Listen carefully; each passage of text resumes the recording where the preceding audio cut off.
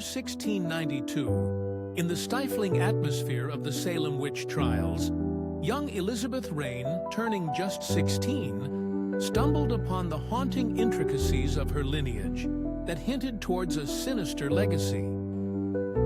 Living under the puritanical watchfulness of Salem, she was initially nothing more than a quiet observer in the catastrophic affairs that plagued her town. The accusations flying around piqued her curiosity more than fear, driving her towards an exploration she knew not would unravel her mysterious family history. Elizabeth was sorting through her family's attic when she found a chest encrusted with dust, untouched for decades. Inscribed upon it was the emblem of a crescent moon intertwined with a star, an image familiar yet alien to her eyes. Inside lay a collection of letters and a pendant that seemed to hum with a life of its own. As she read the faded ink upon the parchment, the reality of her great-grandmother, Agnes Rain, came alive. Agnes was alike to those current accused, branded a witch, but her story ceased between the lines of blame and torment. Enthralled by the whispers of yore, Elizabeth eventually uncovered Agnes's final letter, a plea to her descendants. You bear the mark of the moon and the gift it harbors. Spread not silence, but the truth in the fearsome hour. Protect the name, for Salem's end has not.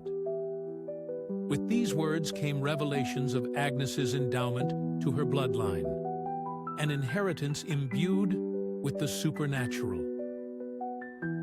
As days unfurled, Elizabeth discovered she possessed abilities that surged beyond the norm. The wind responded to her whispers, and shadows unfurled secrets into her mind.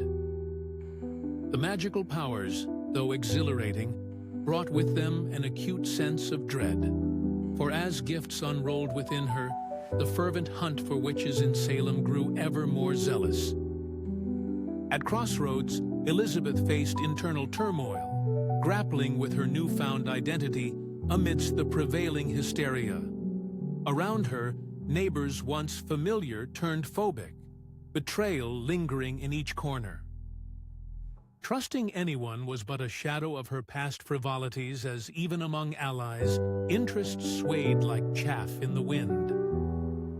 On one fateful evening, with the moon shrouded yet keen above, she listened to the whispers of the Pendant, guiding her towards the place where her lineage met its brutal silence. It was there she encountered the spirit of Agnes, neither alive nor gone, bound to the protection of her kin. Agnes bestowed upon Elizabeth not just the gift to understand her craft, but the courage to wield it against those who confounded her family's truth. Elizabeth stood at the brink of choice, to rebel against the deceit consuming Salem or be swallowed by the virtuous havoc of its citizens. Her miraculous powers served as both tools and shackles, rendering her both omnipotent and vulnerable. The culmination of her struggle came as her choice to reach out for survival sprang not without personal sacrifice. She conjured a protective spell, cloaking the veracity of her enchantments, while she worked to shift the community's perception slowly from the shadows. Elizabeth orchestrated a pretense of normalcy and perseverance, emboldening only those she could trust with glimpses of the honest legacies shredded by hysteria. Her real trial concluded not in banishing her gifts, but in channeling them till the storm receded.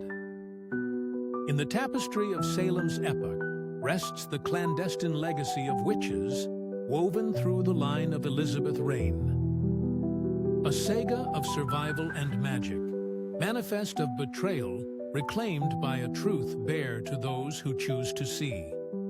Her existence lived not as the last witch of Salem, but as the first resilient historian of their legacy, till the city silenced in peaceful slumber.